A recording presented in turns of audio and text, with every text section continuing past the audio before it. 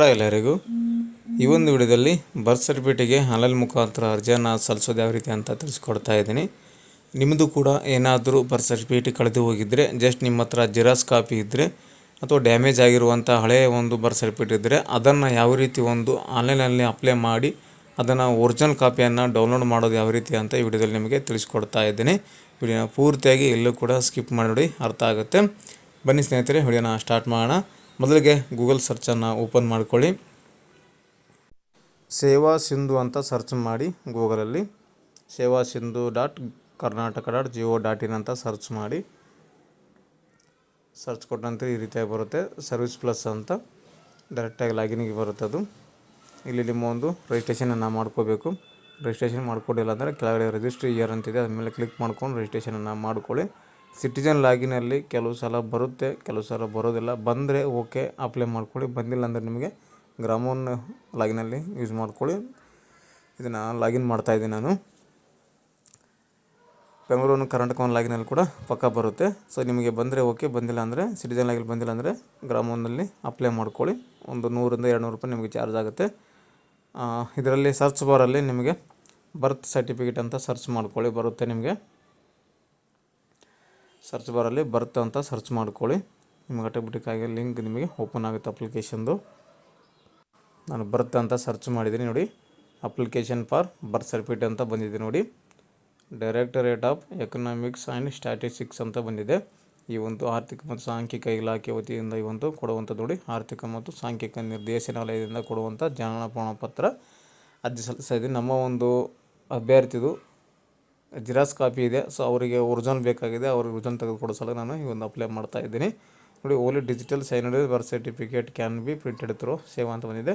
Do have A registered number of the previously issued certificate ಅಂತಿದೆ. Already ನಿಮ್ಮ ಹತ್ರ registration ಮಾಡಿ ನಂಬರ್ ಇದೆಯಾ ಅಂತ ಕೇಳುತ್ತೆ. ನಮ್ಮ ಹತ್ರ ಆಲ್ರೆಡಿ ಇದೆ, ಕಳೆದೋಗಿದೆ, ಜೆರಾಕ್ಸ್ ಕಾಪಿ ಇದೆ, ಹಳೇದಿದೆ.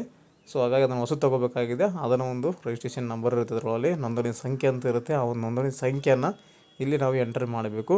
ನಿಮ್ಮ ಹತ್ರ ಆಲ್ರೆಡಿ ಇರಬೇಕಾಗುತ್ತೆ, ಇದ್ದರೆ ಮಾತ್ರ ಇದನ್ನು ತೆಗಿಯೋಕ್ಕೆ ಸಾಧ್ಯ. ಇದಿಲ್ಲ ಅಂದರೆ ಹೊಸದಾಗಿ ಇಲ್ಲಿ ಅಪ್ಲೈ ಮಾಡೋಕ್ಕಾಗೋದಿಲ್ಲ. ಸೇವಾ ಸಿಂಧುನಲ್ಲಿ ರಿಜಿಸ್ಟ್ರೇಷನ್ ನಂಬರ್ ಹಾಕಿಲಿ ಸರ್ಚ್ ಅಂತ ನೀವು ಕೊಡಬೇಕು.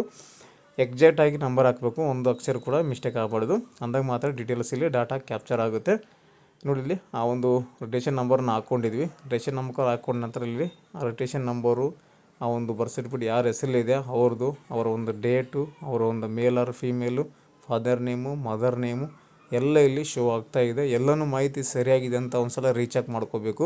ಯಾಕಂದರೆ ಕೆಲವು ಸಲ ಅವಸರದಲ್ಲಿ ಹಾಗೆ ಸಬ್ಮಿಟ್ ಮಾಡಿಬಿಡ್ತಾರೆ. ಹಾಗಾಗಿ ಸರಿಯಾಗಿ ಹೆಸರು ಬಂದಿದೆಯಾ ಇಲ್ಲ ಅಂತ ಒಂದು ಸಲ ರೀಚೆಕ್ಕನ್ನು ಮಾಡ್ಕೊಳ್ಳಿ.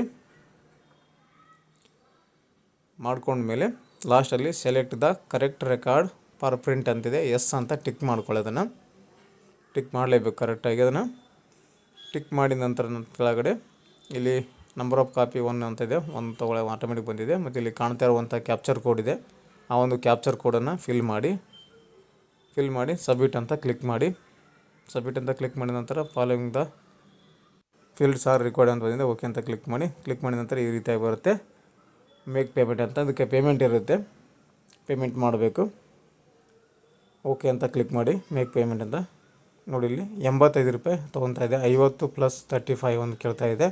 ಟೋಟಲ್ 85 ರೂಪಾಯಿ ಪೇಮೆಂಟನ್ನು ಮಾಡಬೇಕು. ನಾನಿಲ್ಲಿ ಗ್ರಾಮೋನ್ ಲಾಗಿನಲ್ಲಿ ಮಾಡ್ತಾಯಿದ್ದೀನಿ, ಹಾಗಾಗಿ ಡೈರೆಕ್ಟಾಗಿ ನಾನು ಪೇಮೆಂಟ್ ಬರ್ತಾಯಿದೆ. ಸೊ ನೀವು ಸಿಟಿಜನ್ ಲಾಗಿನಲ್ಲಿ ಆದರೆ ನೀವು ಫೋನ್ಪೇ, ಗೂಗಲ್ ಪೇ ಅಥವಾ ATM ಡೆಬಿಟ್ ಕಾರ್ಡ್ ಹಾಕಿ ನೀವು ಪೇಮೆಂಟನ್ನು ಮಾಡ್ಕೋಬೋದು. ನಾನು ಇವಾಗ ಪೇಮೆಂಟನ್ನು ಮಾಡ್ತಾಯಿದ್ದೀನಿ. ಪೇಮೆಂಟ್ ಆದ ನಂತರ ಒಂದು ಅಕ್ಲಾಜ್ಮೆಂಟ್ ಬರುತ್ತೆ. ಆ ಒಂದು ಅಕ್ಲಾಜ್ಮೆಂಟನ್ನು ಡೌನ್ಲೋಡ್ ಮಾಡಿ ಇಟ್ಕೋಬೇಕಾಗುತ್ತೆ. ಡೌನ್ಲೋಡ್ ಮಾಡಿ ಇಟ್ಕೊಂಡು 2-3 ದಿನ ಆದ ನಂತರ ಸ್ಟೇಟಸನ್ನು ಚೆಕ್ ಮಾಡ್ಕೋಬೇಕು. ಅದನ್ನು ಕೂಡ ತೋರಿಸ್ತೀನಿ ಇವಾಗ ನಿಮಗೆ ಯಾವ ರೀತಿ ಸ್ಟೇಟಸ್ ಚೆಕ್ ಮಾಡಿ ಡೌನ್ಲೋಡ್ ಮಾಡ್ಕೊಳ್ಳೋದಂತ. ವಿಡಿಯೋ ತುಂಬ ದೊಡ್ಡದಾಗುತ್ತೆ. ಪೇಮೆಂಟನ್ನು ಮಾಡ್ತಾಯಿದ್ದೀನಿ ನೋಡಿ. ಪೇಮೆಂಟನ್ನು ಮಾಡಿದ್ದೀನಿ. ಪೇಮೆಂಟ್ ಮಾಡಿದ ಮೇಲೆ ನಿಮಗೆ ಈ ರೀತಿಯಾಗಿ ಸಕಲ ಅಕ್ಲಾಜ್ಮೆಂಟ್ ಬರುತ್ತೆ. ಈ ಒಂದು ಕಾಪಿಯನ್ನು ಒಂದು ಪ್ರಿಂಟ್ ತೆಗೆದು ಇಟ್ಕೋಬೇಕಾಗುತ್ತೆ. ಒಂದು ಮೊಬೈಲಲ್ಲಿ PDF ಸೇವ್ ಮಾಡಿ ಇಟ್ಕೊಂಡ್ರಿ. ನಿಮಗೆ ಡೌನ್ಲೋಡ್ ಮಾಡುವಾಗ ಇದನ್ನು ಬೇಕಾಗುತ್ತೆ. ಈ ನಂಬರ್ ಹಾಕಿ, ಡೇಟ್ ಹಾಕಿ ಆ ಒಂದು ಬರ್ತ್ ಸರ್ಟಿಫಿಕೇಟನ್ನು ನಾವು ಡೌನ್ಲೋಡ್ ಮಾಡ್ಕೋಬೇಕಾಗುತ್ತೆ. ಈ ರೀತಿಯಾಗಿ ಕಳೆದು ಹೋದ ಒಂದು ಬರ್ತ್ ಸರ್ಟಿಫಿಕೇಟಿಗೆ ನೀವು ಅರ್ಜಿಯನ್ನು ಸಲ್ಲಿಸೋದು ಯಾವ ರೀತಿ ಅಂತ ತಿಳಿಸ್ಕೊಟ್ಟಿದ್ದೀನಿ. ಇದನ್ನು ಡೌನ್ಲೋಡ್ ಮಾಡ್ಕೋಬೇಕಂದ್ರೆ ಒಂದು 2 ಡೇಸ್ ವೆಯ್ಟ್ ಮಾಡಬೇಕಾಗುತ್ತೆ. ಒಂದು ಆರ್ಥಿಕ ಮತ್ತು ಸಾಂಖ್ಯಿಕ ಇಲಾಖೆಗೆ ಈ ಒಂದು ಅಪ್ಲಿಕೇಶನ್ ಹೋಗುತ್ತೆ. ಅವರು ಅದನ್ನು ಸರ್ಚ್ ಮಾಡಿ ಡಾಟಾ ಸರಿಯಾಗಿದೆಯಾ ಇಲ್ಲ ಅಂತ ಚೆಕ್ ಮಾಡಿ ಆ ನಂತರ ನಿಮಗೆ ಅಪ್ರೂವಲನ್ನು ಕೊಡ್ತಾರೆ. ಅಪ್ರೂವಲ್ ಕೊಟ್ಟಾಗ ಮಾತ್ರ ನಿಮಗೆ ರಿಟರ್ನ್ ಎಲ್ಲಿ ಅಪ್ಲೈ ಮಾಡಿರ್ತಾರಲ್ಲ ಅದೇ ಒಂದು ಲಾಗಿನ್ ಮಾಡಿ ಅಲ್ಲಿ ಡೌನ್ಲೋಡ್ ಮಾಡ್ಕೊಳ್ಳೋದು ಇರುತ್ತೆ. ಸ್ನೇಹಿತರೆ, ಇದಿಷ್ಟು ಈ ಒಂದು ಜನನ ಪತ್ರಕ್ಕೆ ಅರ್ಜಿ ಹಾಕೋದು ಯಾವ ರೀತಿ ಅಂತ ತಿಳಿಸ್ಕೊಟ್ಟಿದ್ದೀನಿ.